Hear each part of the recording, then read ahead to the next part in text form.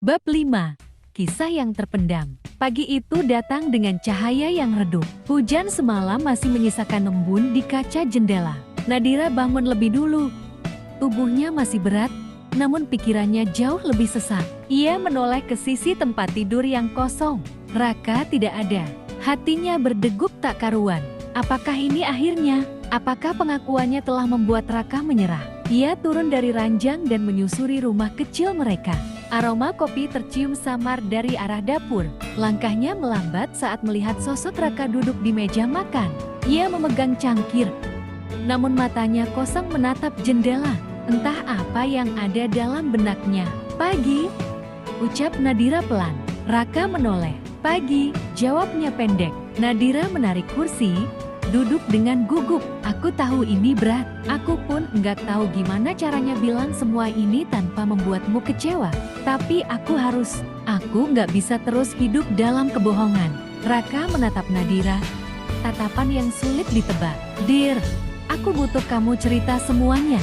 Aku butuh tahu siapa kamu sebenarnya. Karena sekarang, aku merasa seperti menikahi orang yang aku belum benar-benar kenal."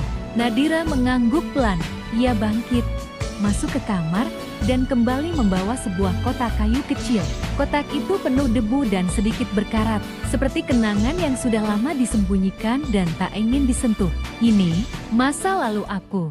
Dengan hati-hati, Nadira membuka kotak itu. Di dalamnya ada foto-foto lama, sebuah boneka gantungan kunci, tiket bioskop, dan surat yang sudah menguning. Tangannya gemetar saat ia mengangkat satu persatu benda itu. "Namanya Reyhan," ucap Nadira lirih. "Kami pacaran hampir 5 tahun. Awalnya semuanya indah. Dia dewasa, perhatian, dan membuatku merasa spesial. Tapi semua berubah setelah aku mulai terlalu dalam." Raka tetap diam, tapi pandangannya tajam mengamati setiap detail.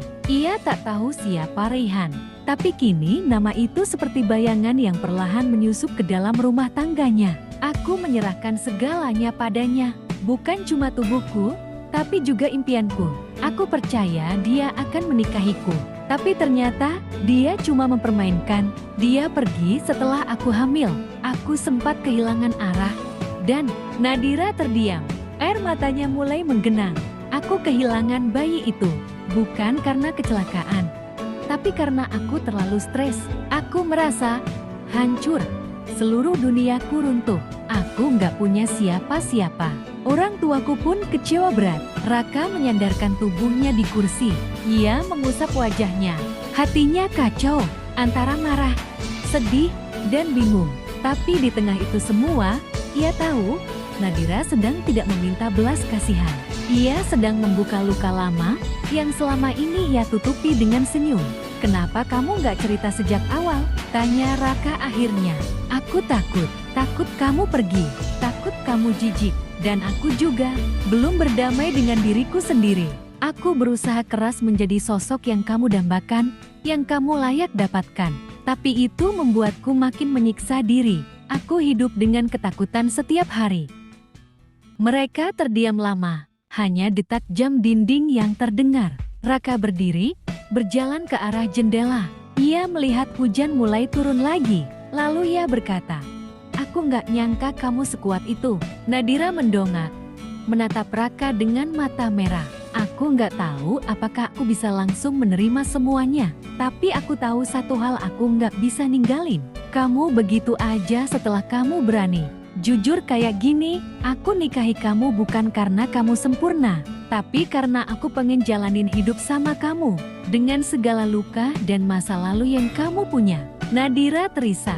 Ia berdiri dan memeluk Raka dari belakang. "Terima kasih, Ra. Kamu nggak tahu seberapa besar artinya ini buatku." Mereka berdiri dalam pelukan lama, dalam keheningan yang menyembuhkan. Raka merasa hatinya belum sepenuhnya tenang, tapi ia tahu inilah awal dari proses penerimaan.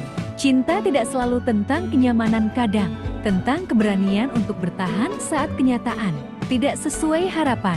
Hari itu, Raka tidak melihat Nadira sebagai perempuan yang ternoda. Ia melihat seorang penyintas, seorang perempuan yang bangkit dari luka dan berani mencintai kembali. Dan ia tahu perjalanannya belum selesai, tapi sekarang mereka berjalan bersama Bukan dalam kebohongan, tapi dalam kebenaran yang pahit sekalipun.